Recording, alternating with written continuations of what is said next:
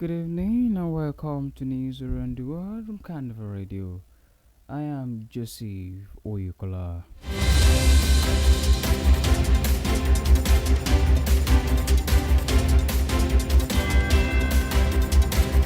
Starting the news this evening from Australia. One person has died and 300 properties have been destroyed in bushfires that have torn across southeast Australia.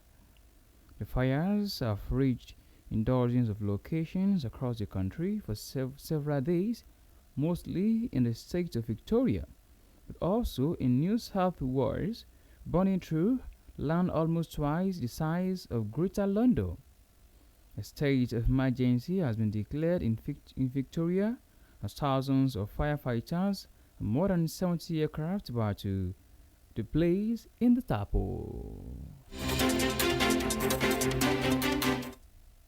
Moving to Asia, a newly married couple were killed when a gas cylinder exploded at a house in Islamabad, where they were sleeping after their wedding party.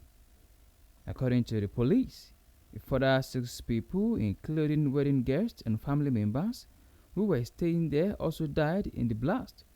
More than a dozen people were injured.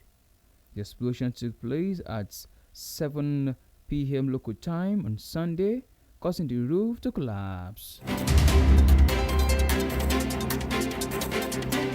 Moving to South America, U.S. President Donald Trump has asked for at least $100 billion in oil industry spending for Venezuela, but received a lukewarm response at the White House as one executive warned the South American country was currently uninvestable.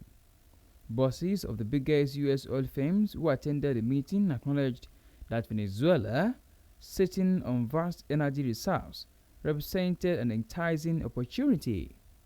But they said significant changes will be needed to make the region an attractive investment, and no major financial commitments were immediately forthcoming.